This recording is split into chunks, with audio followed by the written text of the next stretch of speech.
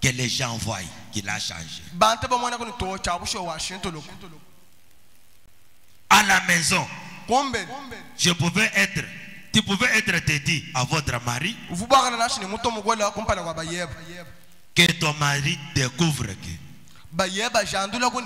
dans ma femme ici, j'ai vu un changement. Dans mon mari ici, j'ai vu un changement.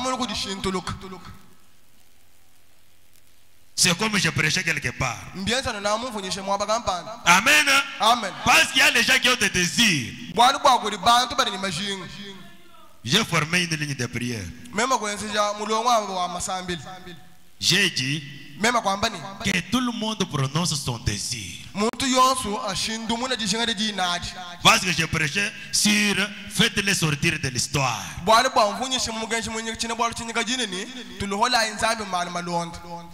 Amen. Amen. Pour dire que il était chez Abraham, il a béni Abraham, mais est incapable de vous bénir.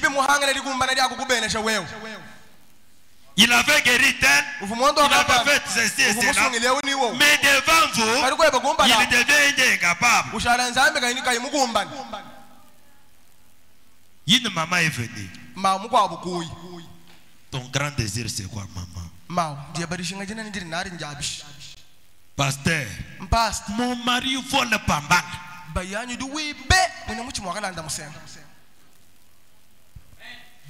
J'aime que Dieu sauve mon mari. C'est un grand voleur, pasteur.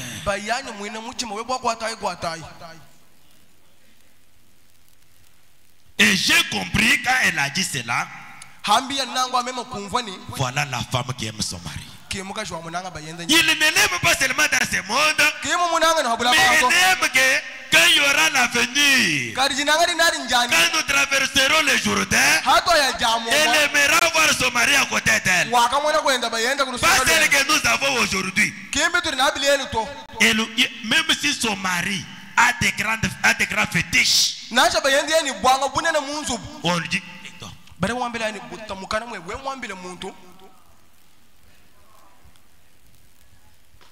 amen. Amen. Mais cette femme-là a dit, pasteur, mon mari vole pas mal. J'ai dit à Genita, moi j'ai pris sur toi. Je connais. Il y avait un Dieu. Quand il marchait dans les rues de Galilée, un Romain est venu comme toi. Il ne s'agissait pas de celle de lui qui était devant Jésus, mais il était l'intermédiaire. Le même Dieu va agir encore. Après quelques temps, je reviendrai dans ce village. Moi, je viendrai chez vous. Vous me donnerez un témoignage. Parce que tu as dit ton grand désir.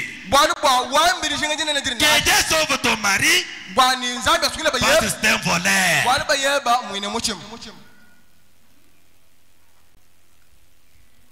Voilà le grand désir. Un changement montre tout simplement que Dieu opère dans cet homme.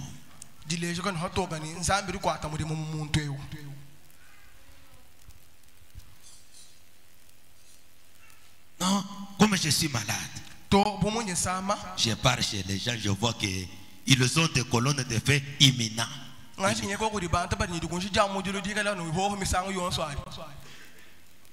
Vous doutez de la foi que vous avez. La Bible dit, là où deux ou trois se sont rassemblés à mon nom, je suis au milieu d'eux. Comme toi tu ne sais pas qu'il est ici, c'est pourquoi vous partez.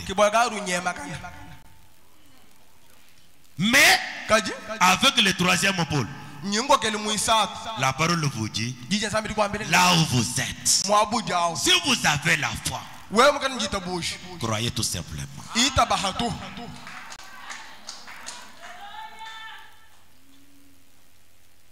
Nous ne pouvons pas laisser nos enfants aller n'importe où. Examinez la chose. Tous les kilomètres que vous voyez ici ne parlent pas pour un seul objectif. D'autres sont là pour de l'argent, d'autres pour l'honneur. On appelle seulement tel pasteur, mais est-ce que moi je ne peux pas devenir aussi pasteur? Mais il y a d'autres cultes dont leur objectif principal, c'est le salut des âmes. On a demandé à Branham, William Branham, dans tout ce que vous faites, quel est votre objectif principal? Branham a dit, c'est sauver les âmes.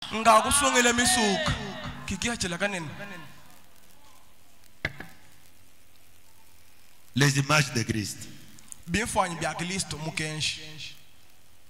Paragraphe 3.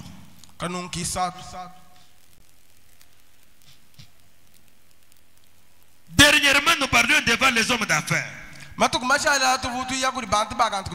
Des avocats, ainsi de suite. Ils ont dit, l'un d'entre eux me demanda quel était mon principal objectif ici-bas.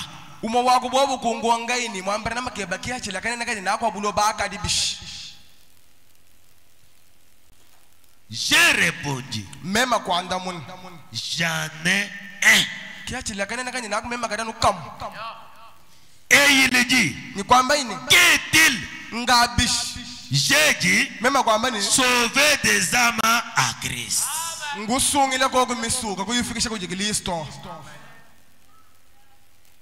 C'est ça l'unique objectif qu'avait frère Branham.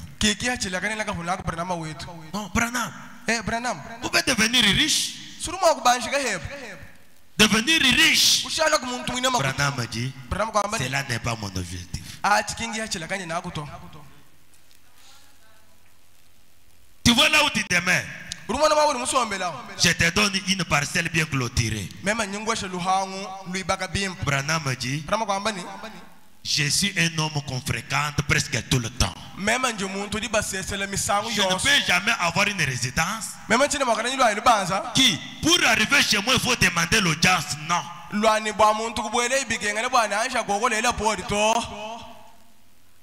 S'il avait une maison à clôturer, l'opposant pouvait venir.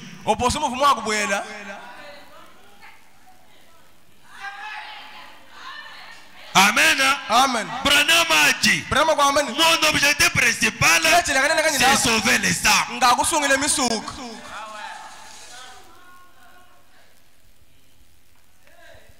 On a demandé à un certain prédicateur dénominationnel. Toi, tu es très populaire. Tu es très influent.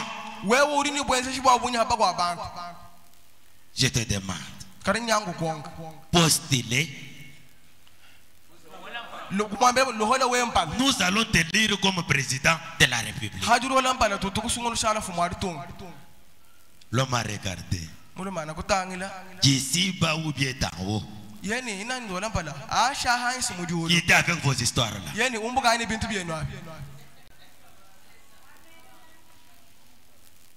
Je vous amènerai l'écriture même le mardi. Amen. Amen. Parce qu'un chrétien, il ne regarde que les choses d'en haut. Il sait que toutes les gloires de ce monde vont s'effondrer un jour.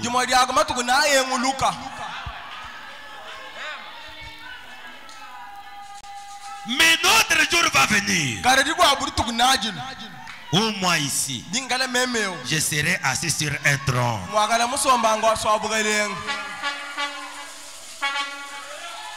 Un privilège qui n'est pas donné à quelqu'un ou autre, mais donné seulement à un élu. C'est pourquoi notre leader, qu'aucun élu ne soit perdu.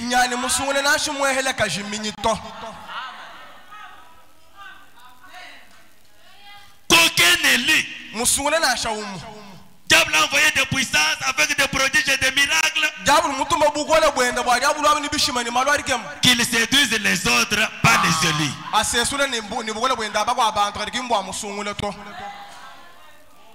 Un Élie, même s'il va rester seul, il dira, je ne suis pas seul, il y a quelqu'un à côté de moi.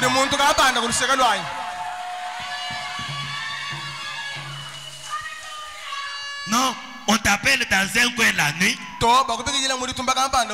qui te voit. Il y a un œil qui t'observe.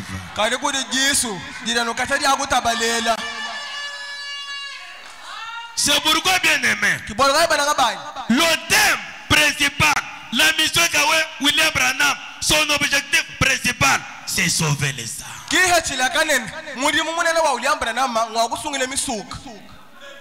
Pas pour gagner de l'argent, pas pour être populaire. Cette parole pleine de promesses qui dit, vous voyez votre femme, vous voyez comme elle est déjà ridée.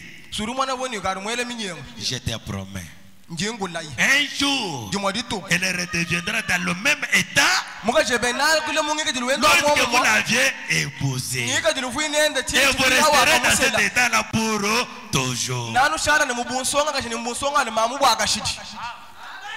C'est une promesse donnée seulement aux Élis.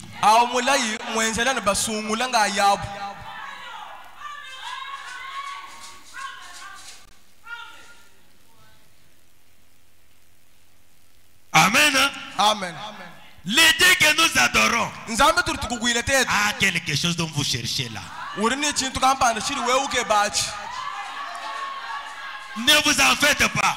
Crois seulement, tout est possible. Amen. Frère Branham me dit, si j'ai $100, vous voulez que je vous les donne?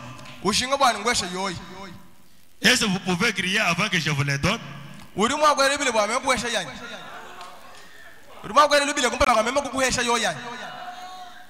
Amen. Amen.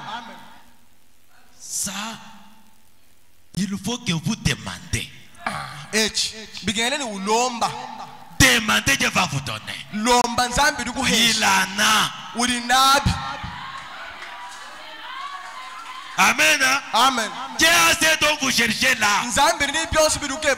Mais quand il vous donnera, criez fortement.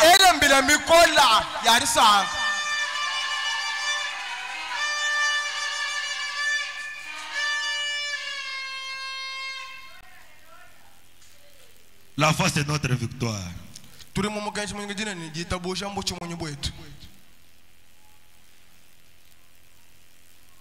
Au paragraphe 120.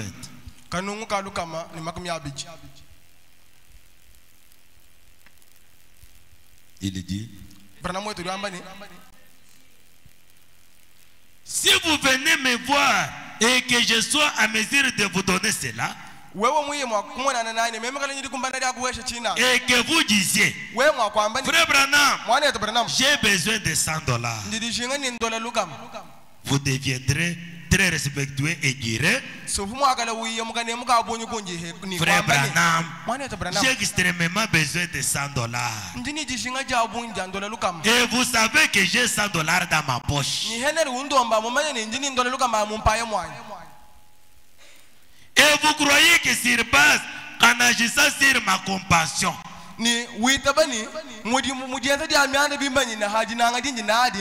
je pourrais vous donner ces $100. Et maintenant, vous vous tiendrez là avec révérence et espérant recevoir cela. Puis si je vous donnais ces $100, vous pourriez crier aussi fort que vous voudriez. Vous avez $100 à main. Voyez, quand vous venez, venez avec respect. Ne venez pas en criant pour me demander de vous donner je ne pourrais pas vous comprendre.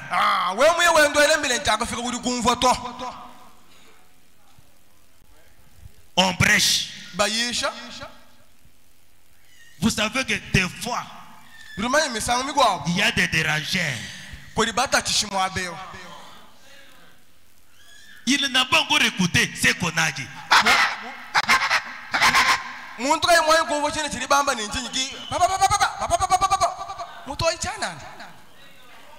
Branham a dit, ne commencez pas avec les cris, d'abord recevez la chose.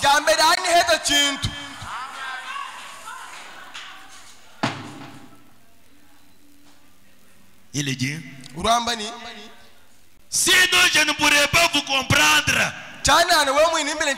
Vous voyez, vous mais venez demander, puis je vous donne, alors commencez à crier.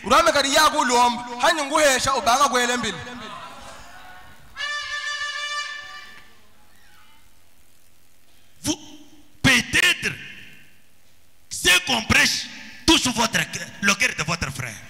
Pour qu'il se répande.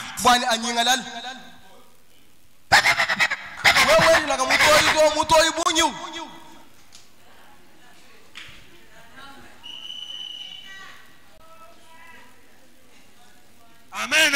Amen. D'abord demandez.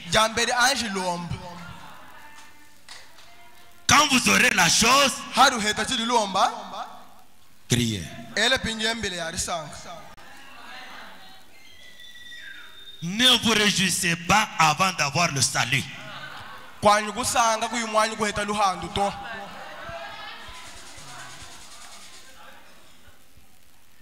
Non, j'ai fait ça. Écoutez ce que Frère Branham me dit encore.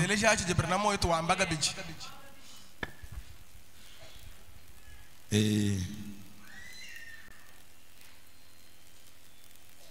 je lis dans la position d'un vrai croyant en Christ. Je commence au paragraphe 34 et je vais sauter 37 à 38.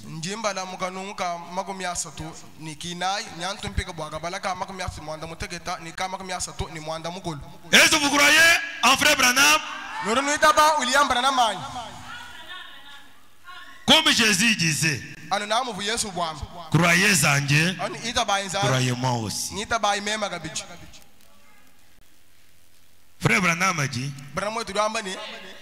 croyez en Dieu, croyez en Jésus-Christ, croyez au Saint-Esprit, croyez-moi aussi.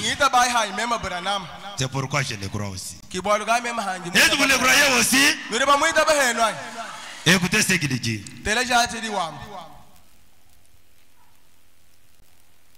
Au paragraphe 34. Vous pouvez dire, Frère Branham, je vous assure, moi j'ai fait ceci, j'ai fait cela.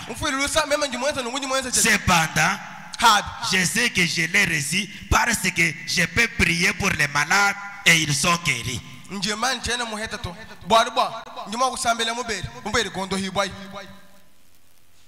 Dieu m'a simplement révélé la parole comme ceci ou comme cela. J'ai la connaissance de la parole. Branham a dit, vous êtes dans l'erreur. J'ai guéri les malades. Je parle en langue. Je fais ces choses-là. Je chasse les démons.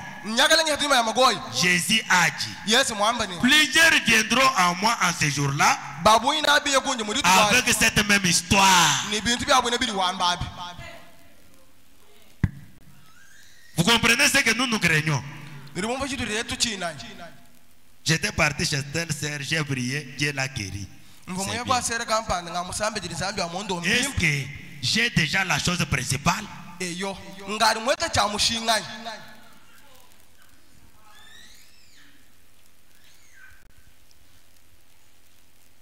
Seigneur, n'ai-je pas chassé les démons en ton nom? N'ai-je pas prophétisé en ton nom? En ton nom, n'ai-je pas fait des puissantes, beaucoup de puissantes œuvres? alors je dirais, retirez-vous de moi, vous ouvriez d'iniquité.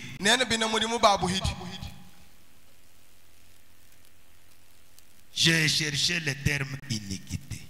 Ouvrier d'iniquité. Moi, il y a des gens qui pensent qu'ils sont des serviteurs de Dieu. Mais la Bible les appelle ouvriers d'iniquité.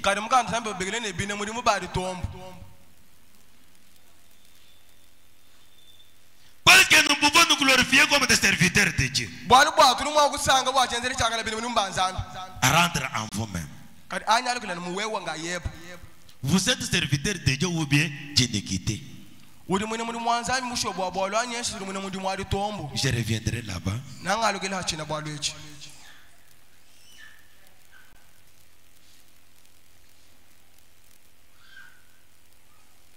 Vrai Branham dit, Jésus dit, retirez-vous de moi, ouvrier d'iniquité. Je ne vous connaissais même pas. Cela change un peu d'image, n'est-ce pas?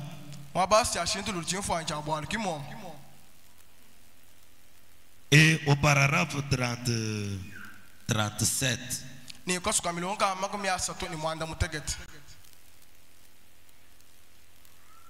Frère Branham dit, faites attention. Amen. Hein? Amen. Faites attention. Ne repartez pas aux choses très élevées. Aux foules.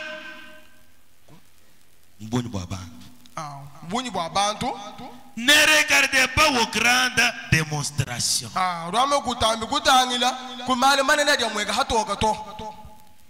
Frère, n'est-ce pas la Bible dit que la foi est une démonstration? Basée sur où?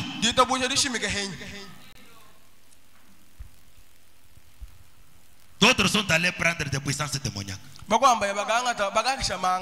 la Bible, dans l'Ancien Testament, Dieu dit, quand j'ai sorti l'Israël de l'Égypte, est-ce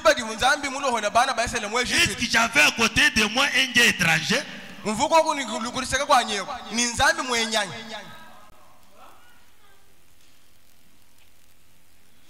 Quand j'avais fait sortir les enfants d'Israël de l'Égypte, j'avais un Dieu étranger à côté de moi?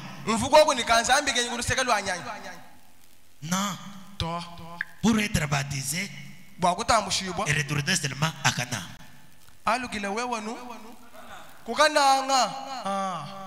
Un seul lac qui convient pour les baptêmes. Allez seulement à Benantoum.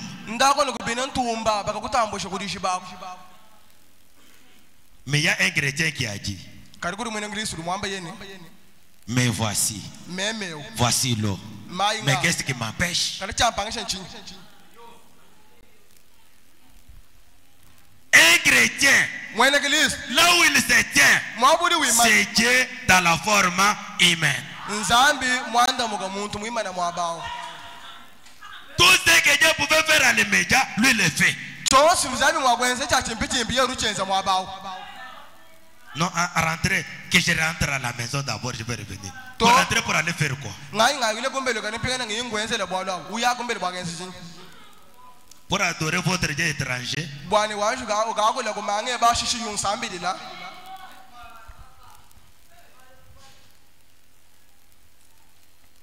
Chez nous, il y a beaucoup de miracles. Quand vous venez simplement, dès que vous entrez, on commence déjà à vous.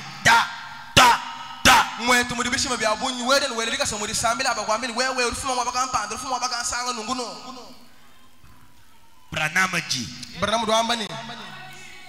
au paragraphe 38, à la fin, dernière partie là-bas, il dit, n'allez pas sur base de démonstration.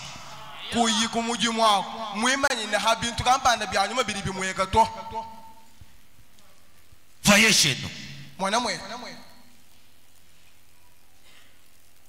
Pourquoi vous vous lamentez aussi longtemps que vous avez la chose réelle?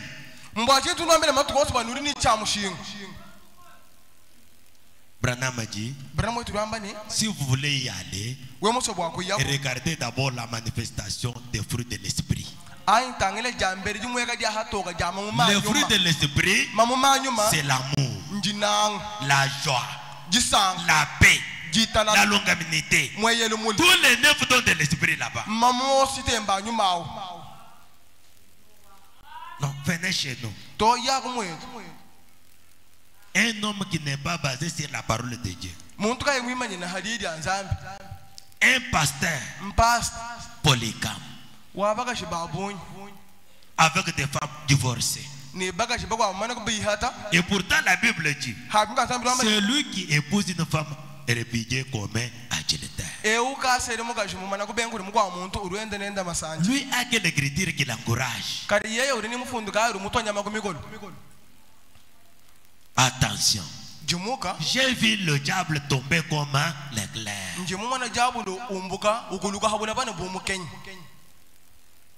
Non, quand je suis allé prier en brousse, j'ai vu la colonne de feu. Qu'est-ce qui t'a prouvé que c'est la colonne de feu? Le diable est un imitateur. Mais ce qu'il a tenté échouer, c'est de se tenir sur la parole de Dieu.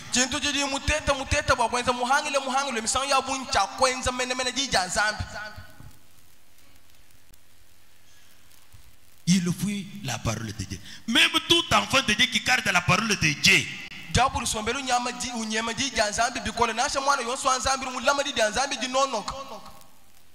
vous lui demandez. J'ai vu des miracles. Mais la Bible dit, un serviteur doit être mari d'une seule femme. Est-ce que croyez-vous cela?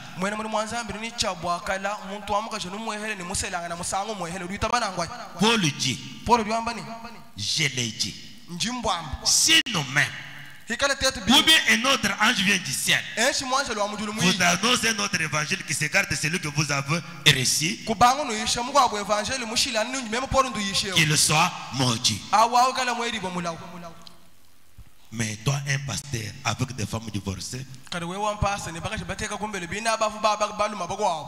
et dites-lui, chez nous, la Bible et les prophètes nous disent, tout ministère qui ruinera l'écriture mérite d'être ruiné.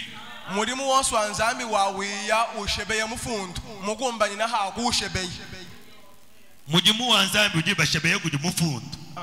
Yija nzambi jo jamba nyukwenda mukumbana to vunga na mabogo sa. Uju kolesha mabo mujimu mwe.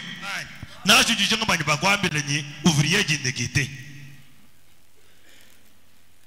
Vunga luhando loeba lohet. Kajishi eminyemi kwabo bajinyi yabo mikenji.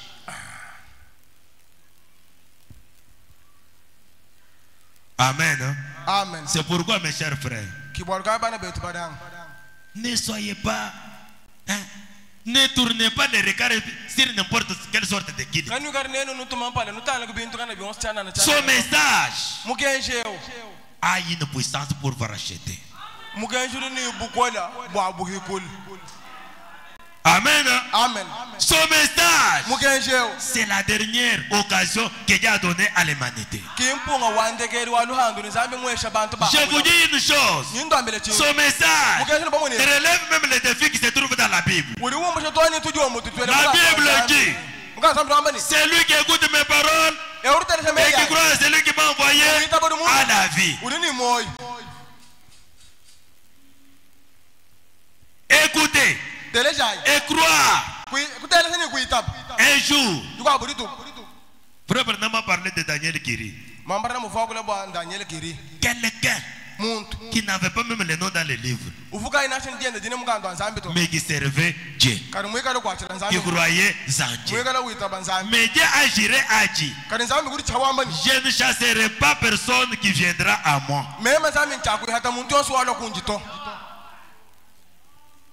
Dieu a aimé le monde. Il a donné son fils unique avec quiconque croit en lui ne périsse point. Quiconque. que vous ayez le nom dans le livre ou pas. Mais comme vous croyez, ça sera sur son épaule.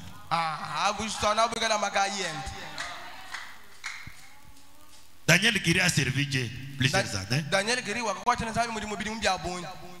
Au moment de partir, il s'est vu devant les anges. Ils ont feuilleté dans le livre. Ton nom, évangéliste Daniel Guiri. Ils ont cherché, les noms n'y étaient pas. Tu dis que Daniel Guiri, ton nom n'est pas ici. Je suis évangéliste. J'ai sillonné dans le monde, on me connaît bien. Mais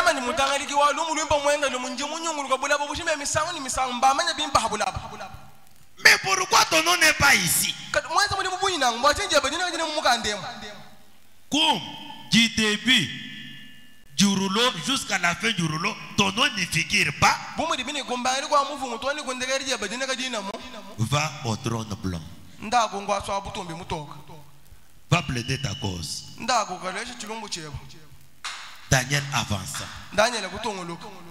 Arrivé à une certaine dimension, il s'est vu dans une grande lumière.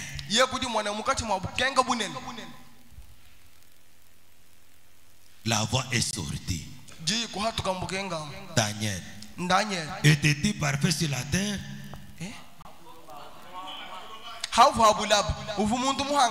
Il a dit non.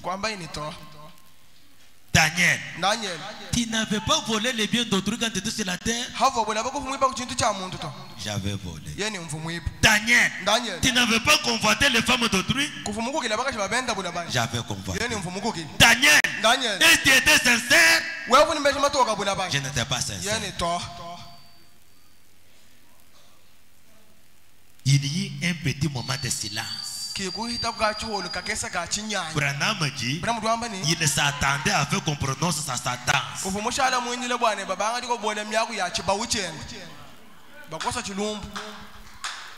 Mais derrière le trône, une autre voix est sortie. Père, comme Daniel Guiri avait pris position pour moi sur la terre, maintenant, c'est mon temps de prendre position pour lui.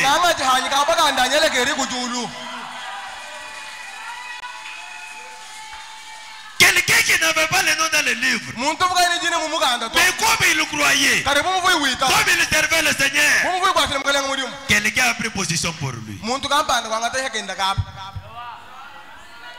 Frère, la parole dit, Dieu a tant aimé le monde et il a donné son fils unique afin que quiconque croit à lui ne périsse point, il ait la vie éternelle. Quiconque là, sans distinction.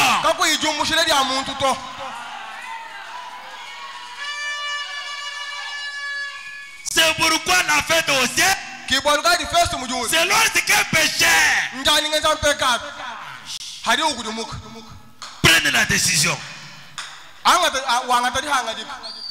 qui dit, j'ai été esclave du péché, ça fait longtemps. Je servais quelqu'un même qui n'a pas une récompense à me donner. Je servais quelqu'un sous une condamnation et sous une menace.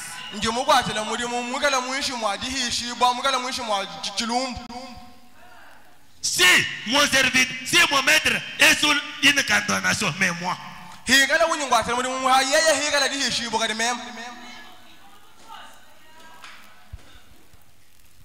être sorcier, vous êtes son agent. Être féticheur, vous êtes dans son camp. Être traître, vous êtes dans son camp.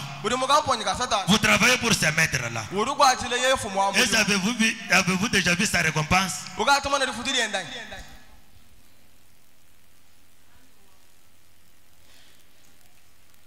quelqu'un de paix des jours. Mais Dieu a appelé des êtres humains pour leur donner la vie éternelle. Pourquoi toi tu ne changes pas? Sans un changement, seulement des gris.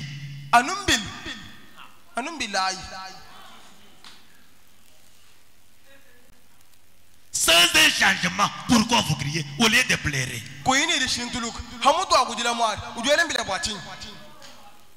Vous empêchez quelqu'un ou autre.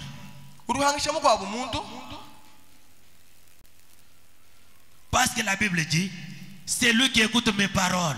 Quand vous criez là, il y a quelqu'un qui écoute de l'autre côté.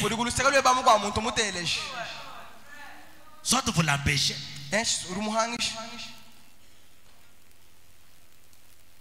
C'est pourquoi, mes chers frères, ce message a toute puissance. Moi j'ai dit, quand j'écris ce message, je peux sentir le ciel qui bouge en moi.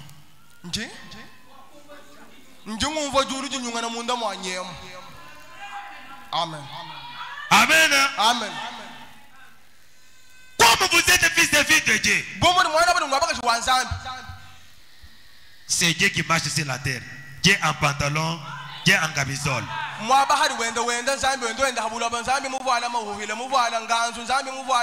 craignez rien. Qu'on ne vous dise pas, celui-là est très fort. Non. Dites-lui, c'est lui qui est avec moi. Il est tout puissant.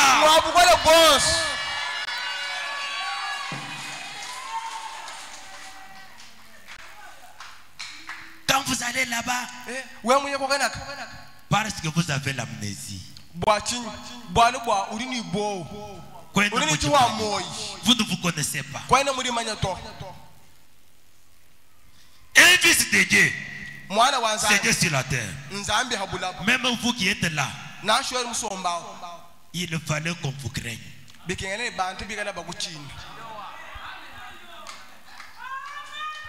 Amen. Amen. Il y avait un homme sage qui reconnaissait qui est un fils de Dieu. Jésus a dit, mon père est déjà votre père. Est-ce que vous croyez cela? À la croix, il y avait un pécheur. L'un à gauche et l'autre à droite. Jésus était au milieu. L'autre a commencé à légérer. Quand tu étais sur la terre, tu faisais des miracles. Tu te montrais puissant. Descends de la croix.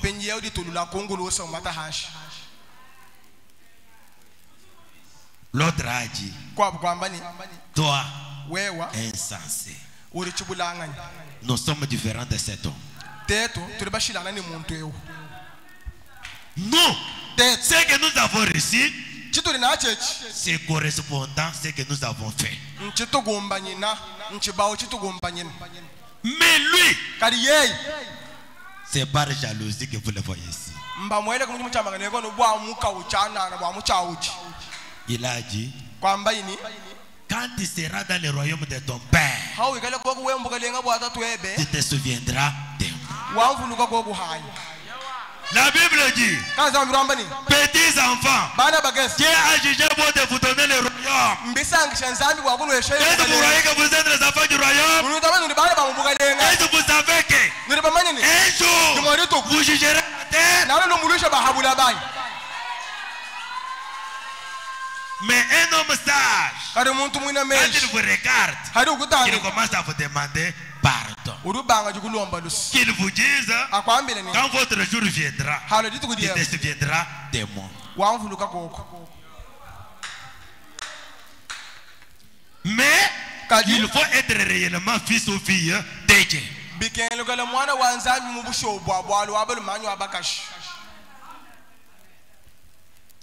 Quand vous marchez, vous êtes une ombre pour quelqu'un autre. Vous êtes capable de donner la vie éternelle à votre frère.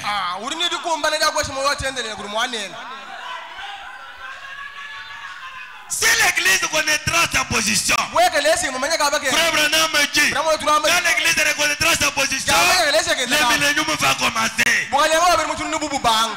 Amen.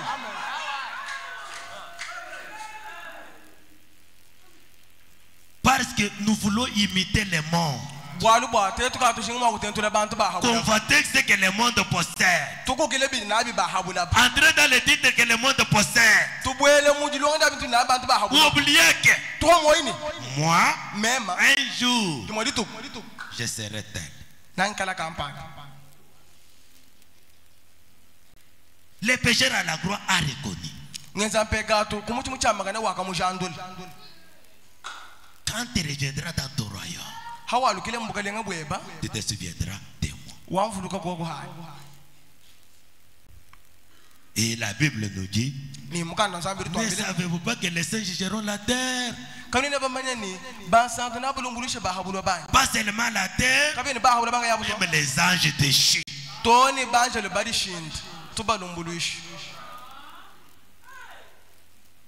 Amen. Amen. L'ange déchu, c'est quel ange? Qui a quitté sa position originale.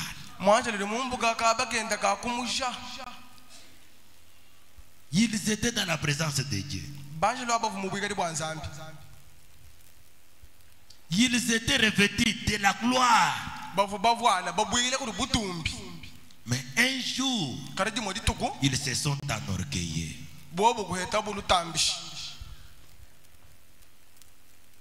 Pourquoi on adore seulement celui-là? Dieu a dit, s'il en est ainsi, quittez de devant moi. Ils sont précipités sur la terre et ne retourneront pas au ciel.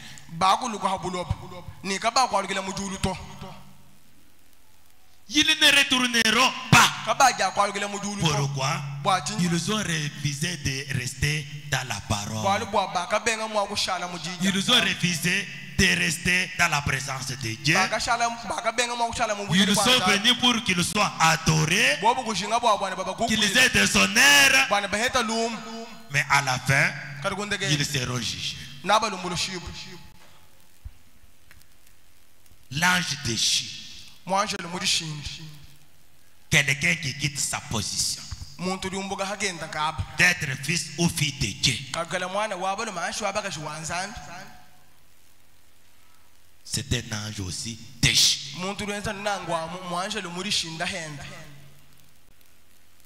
Quand vous êtes dans la parole de Dieu, vous ne voyez pas comme les autres voient. Votre regard est une vision.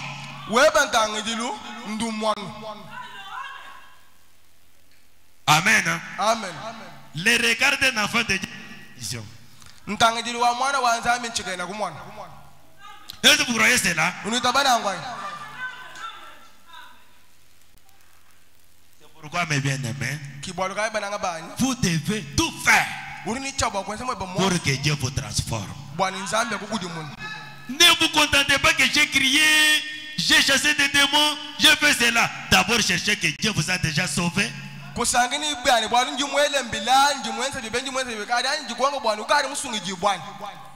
Ne prenez pas le salut pour le comparer avec des sensations ou bien avec des démonstrations. Non.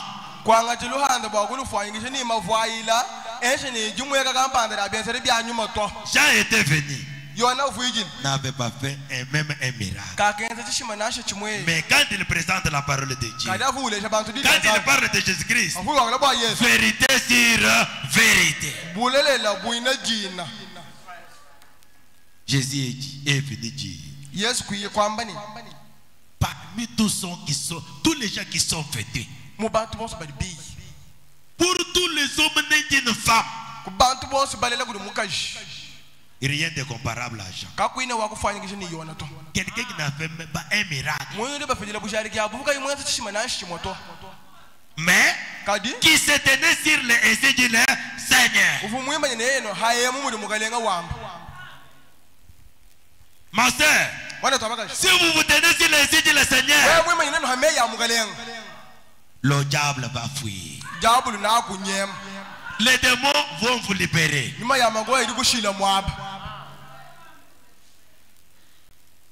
Et quelqu'un ne vient pas pour vous dire prenez ça, vous verrez. Ne prenez pas. Celui qui est avec toi, celui qui est en toi, les tout suffisant. Amen. Amen. Avec la connaissance que le message nous a donné, j'ai dit tout ce qui anima la terre, un jour, avait pris la forme de la colonne de feu. Les Saint-Esprit qui s'est mouvait sur les eaux, un jour est devenu la colonne de feu. De la colonne de feu à un homme. Jésus dit, le Saint-Esprit aujourd'hui est devenu visible. Si un chrétien se ressaisisse ces paroles, c'est l'Esprit qui parle. Amen. Amen. Les gens peuvent vous profiter. Quand vous prononcerez une parole de bénédiction, Dieu est censé honorer cela. Prenez l'exemple de nos frères qui étaient allés à Jéricho. Les espions sont arrivés dans une maison d'une prostituée. Et la prostituée les a cachés. Ils ont parlé. Ils ont dit à la femme, femme, nous te le disons, nous reviendrons dans ce village. Nous serons sans pitié. Mais comme toi tu nous as protégés, suspendez une corde. Quand nos regards seront fixés, nous nous souviendrons. Il parlait comme des hommes sur la terre. Il parlait comme des hommes sur la terre. Mais Dieu prenait acte au ciel.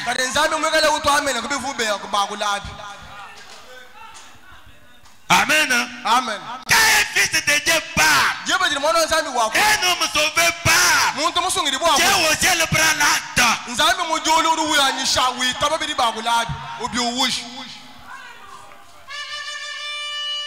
Il pensait que quand nous reviendrons avec des machettes, mais Dieu a changé de stratégie. Il a dit contournez seulement la ville. Mais quand vous arriverez à la commencez déjà à trompeter. Amen. Amen. Quand les trompettes ont commencé à retentir, les murs de Jéricho ont commencé à s'écrouler, excepté cette maison-là. Pourquoi cette maison? Dieu avait pris acte au ciel.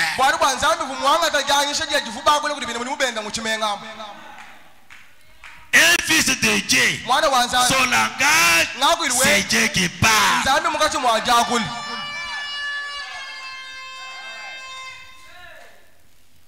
Vous pouvez le considérer comme un homme parce que vous n'avez pas une vision. Mais quand vous vous regardez, c'est Dieu qui parle. C'est pourquoi j'ai dit, le regard d'un fils de Dieu est une vision. En Égypte, Pharaon regardait les Hébreux comme des esclaves. Mais quand Moïse regardait, vision.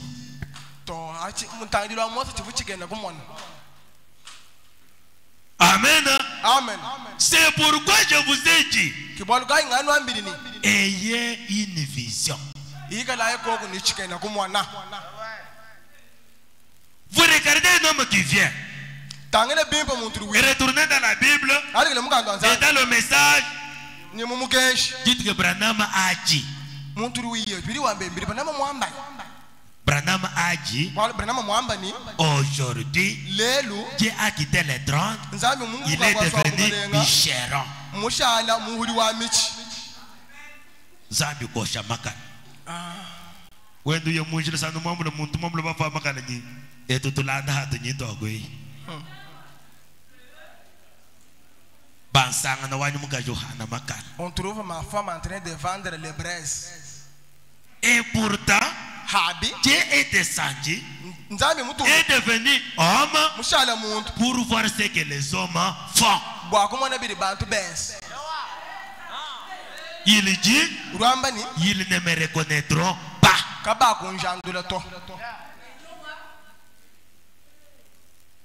Votre frère à côté, c'est un mystère. Ne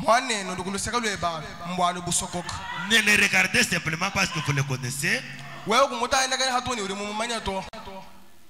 Mais utilisez un autre œil. C'est pourquoi Jésus demandait. Jésus, qui dites-vous que je suis? Il demandait à gens qui le connaissaient. Fils de Joseph et de Marie. Il leur a demandé, qui dites-vous que je suis? Si quelqu'un pouvait dire l'enfant d'un charpentier, est-ce qu'il avait saisi la vision? Mais Pierre a regardé à Dieu. Toi ici, tu es le Christ, le Fils de Dieu vivant. Pierre, qui t'a dit ça? Ce n'est pas les sangs et la chair qui t'ont révélé, mais c'est mon Père qui est au ciel qui t'a révélé. Je t'ai dit, tu es une pierre, et sur cette pierre, je bâtirai mon église. Je t'ai dit, les portes du séjour des morts ne résisteront pas même devant toi.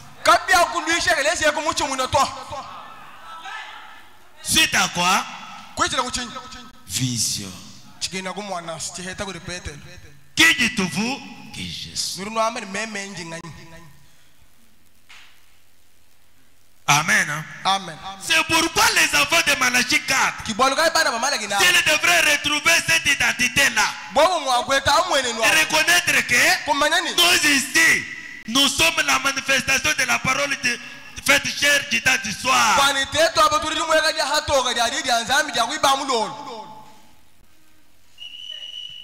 Ma vie, tout un enseignement et un modèle.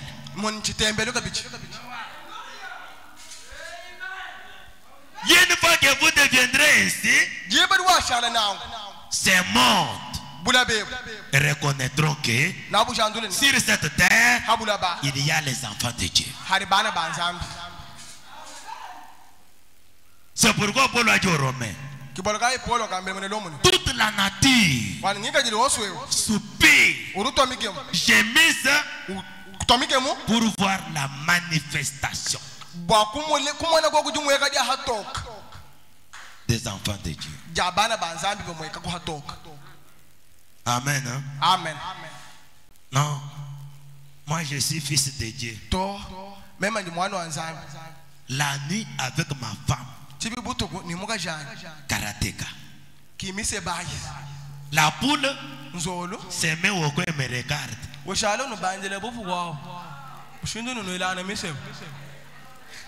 Voilà.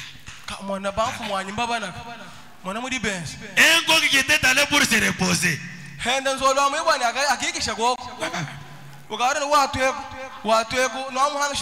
Toute la nature soupire pour voir qui est enfant de Dieu.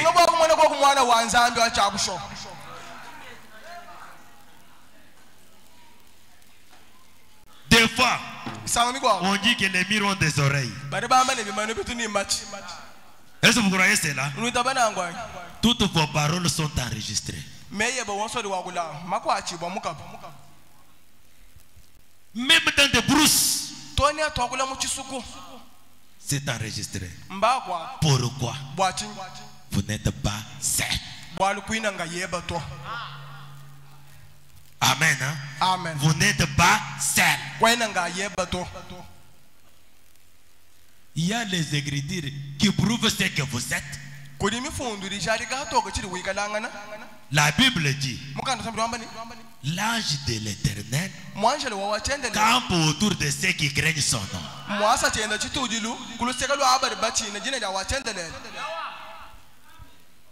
Quand je prêche ici, je ne prêche pas seulement au monde visible.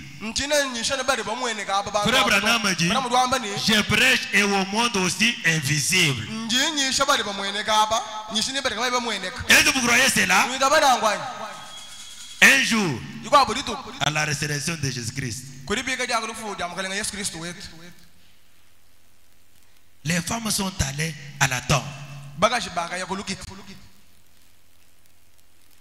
voulant voir Jésus-Christ ressuscité.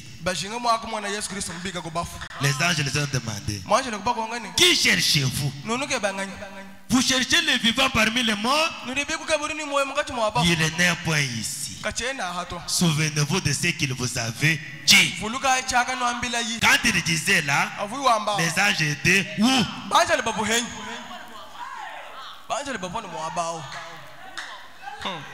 Amen. Amen. Vous pouvez être en brousse seul. Vous maudissez vos enfants.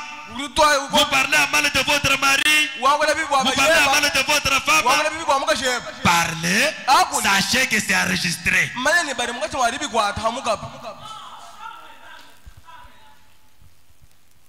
Bien aimé, nous sommes un peuple heureux. Car ce monde-ci a des enfants qui retiennent même la colère de Dieu, c'est vous.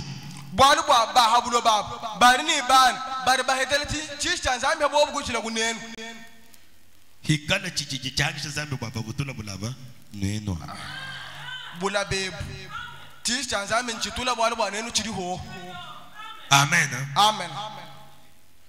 Ceux qui retiennent la colère de Dieu, c'est vous. Toutes les armes à destruction sont déjà formées. Vous comprenez où le nom Satan? Pourquoi ils ne sont pas encore opérationnels?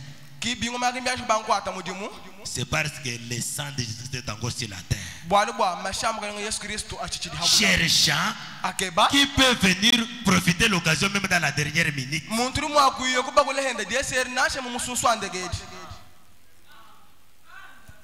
Qu'il ne reste pas. C'est une prolongation de la patience.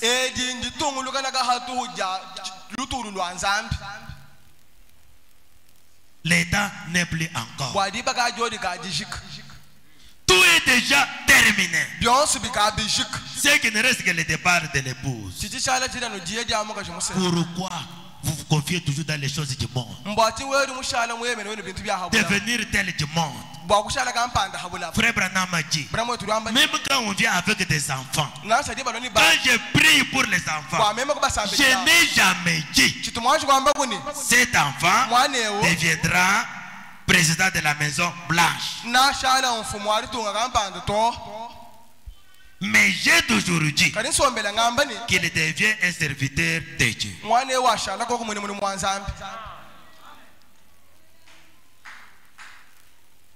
Servir Dieu, c'est éveiller son peuple. Éveiller son peuple pour qu'il ne vive pas dans la distraction. Qu'il ne croit pas aux séductions.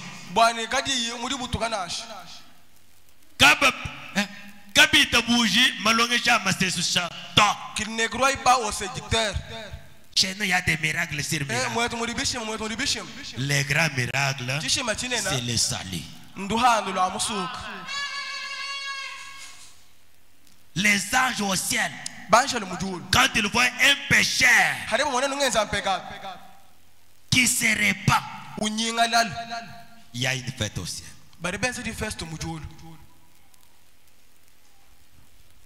Non, chez nous là, nous sommes ça.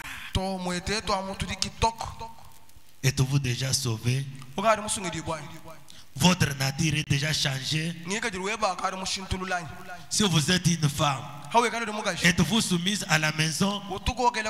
Si vous êtes un homme, êtes-vous fidèle à votre femme? Ou bien parce que vous dites, la loi n'est que chez les femmes. Moi, un homme, je suis libre. Le message dit, vous n'êtes pas libre. Si vous vous trompez, touchez une autre femme après la vôtre, tu répondras sur le trône blanc.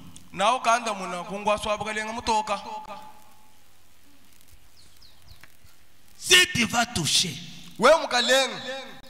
quelqu'un autre pour dire que moi je suis un homme, je suis, tu n'es pas libre de tout faire.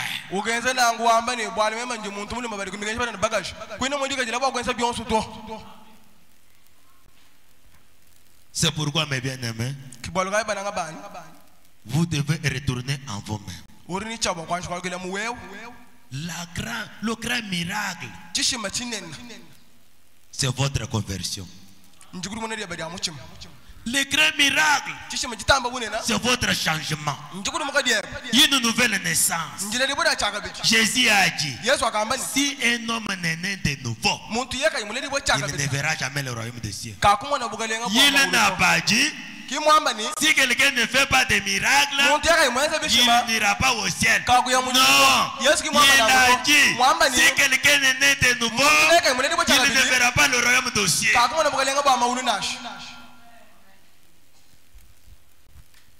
Pourquoi vous traînez dans de telles histoires jusqu'à présent? Parce que vous n'écoutez pas l'évangile. Quand je parle ici, il n'y a pas quelqu'un qui vous parle à l'intérieur de vous. C'est pourquoi la Bible dit, quand vous écoutez ma voix, n'endurcissez pas votre cœur. Il n'y a qu'une possibilité aujourd'hui. Croyez et vous serez sauvés. Ne regardez pas le miracle. Le miracle vient après votre foi. Quand vous croyez, l'idée que vous avez écrit là a toutes choses dans sa main. Dans sa gibecière, il y a tout. Ne vous inquiétez pas. Votre Père connaît ce que vous cherchez avant même que vous ne le demandez. Placez seulement confiance en lui et il répondra.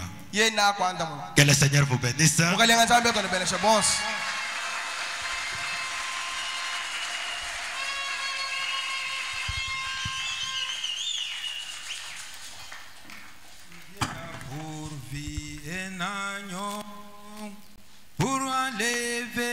Nous allons nous mettre debout et chacun de nous va mettre ça.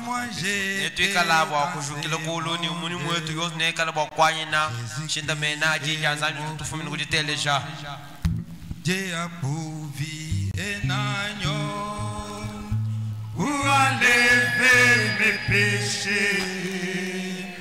Quand moi j'étais dans ce monde, Jésus-Christ est mort pour moi.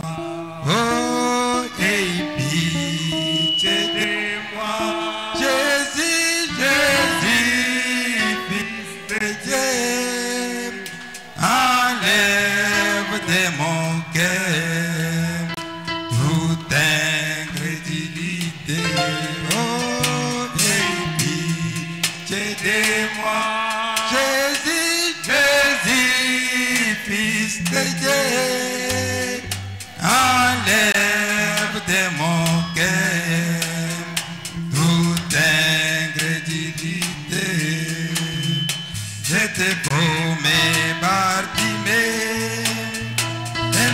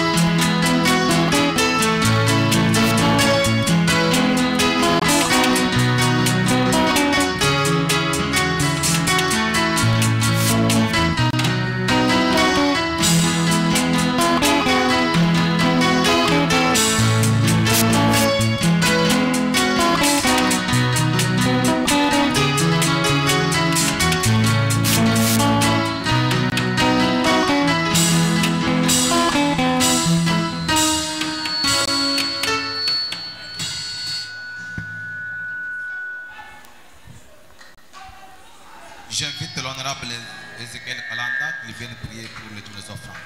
Jimbi kilawa kunemi kibwa Ezekiel Kalanda bo ala samila bo biaji kumini milambo.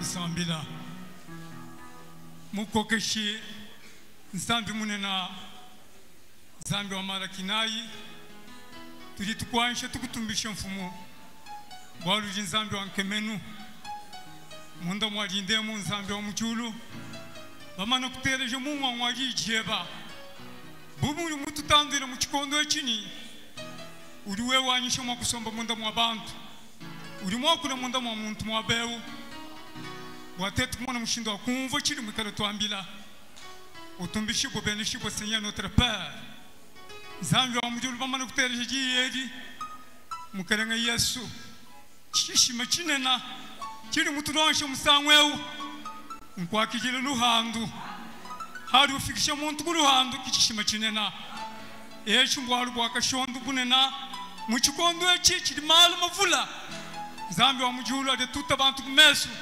ribinki chingichi bilibikoka bantu wakwamba se malo akukemaja bishima birya aduri wambaka imwikana musungiri boto karenga wanyi tweshe nyotei yakukebekeba luhandu bikara munda mwa moyo wetu mfumu munene nzambi mwakana tukatu ichile chabushe kudi jeba yakumona mushindo kufira byali kunyi milamu hindi yakuheheje to bwalu muntu yonsu ulini moyo kudi yonsu yatuka mukana mweba ukarenga Yesu kwa chaba bikala bakwa biya mwabeo bakutwale ni chariku ni mulamu mfumu nena kwa sheka bilyaba bonso badabatatani myoya batumikemu kwa ni chimulambula bwa chinyi berjinga makukulambula koko ubambulisha beshe mijumu ubaheshe nyote akumona makukulambula twasekera mfumu nena byonso mukana kunomba butumba tatu mujine ya munanga ni musungi Yesu Kristo amen.